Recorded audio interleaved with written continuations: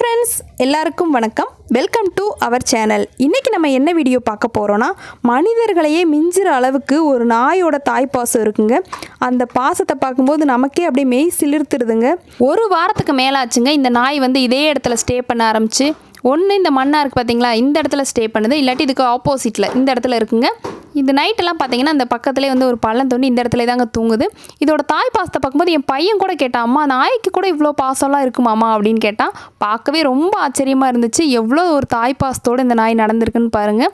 இதோட குட்டி ஒன்று ஆக்சிடெண்ட்டில் இறந்துருச்சுங்க. அந்த குட்டியை இந்த இடத்துல தாங்க புதைச்சிருக்காங்க, இந்த மண்ணுக்கடியில்.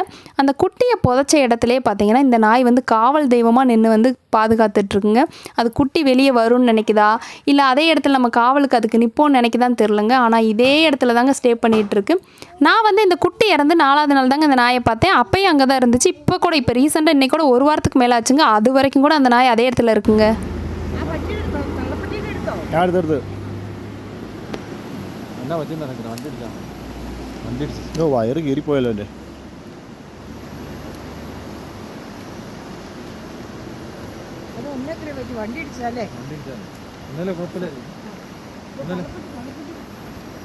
വരുന്ന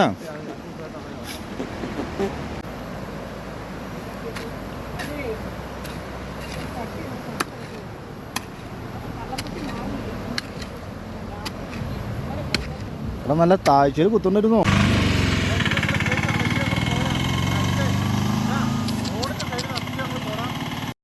இந்த குட்டி நாயை புதைக்கும் போது பார்த்தீங்கன்னா இந்த அம்மா நாய் கூடவே தாங்க இருந்திருக்கு.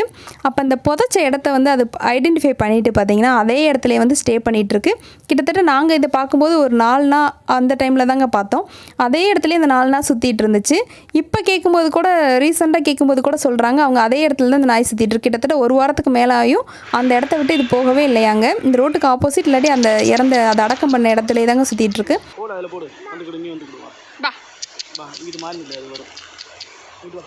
நாங்களும் அந்த நாய்க்கு கொண்டு போன ஃபுட்டெல்லாம் வச்சோம். நாங்கள் கொஞ்சம் தூரம் போன பிறகு அது சாப்பிட ஆரம்பிச்சிச்சு. இந்த நாயோட தாய் பாசத்தை பார்க்கும்போது அப்படியே மெய் சிலிர்க்கிற வகையில் இருக்குங்க. என் சின்ன பையனும் நாயை பார்த்துட்டு எக்ஸைட்மெண்ட்டில் பயங்கரமாக தவ ஆரம்பிச்சிட்டாரு.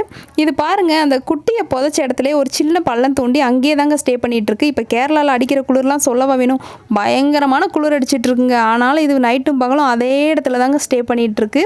பார்க்கவே மனசுக்கு ரொம்பவே கஷ்டமாக இருக்குது.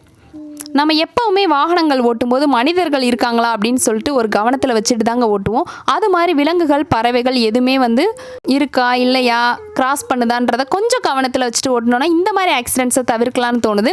காக்கைக்கு தன் குஞ்சு பொன் குஞ்சுன்னு சொல்கிற மாதிரி இந்த நாயோட குட்டி இறந்த அவஸ்தையை இந்த நாயை பார்க்கும்போது நம்மளால் புரிஞ்சுக்கிற முடியுது. நமக்கு இந்த நாயோட ஃபீலிங்ஸை பார்க்கும்போது கண்களில் கண்ணீர் வர வைக்கிற அளவுக்கு தாங்க இருக்குது. உயிர்னா எல்லா உயிருமே ஒன்று தானங்க, போனால் வராது தாங்க உயிர். ஸோ எல்லோரும் கொஞ்சம் கவனமாக வண்டி ஓட்டணுங்கிறது மட்டும்தாங்க என்னோட பணிவான வேண்டுகோள். அன்பு தானே எல்லாமே.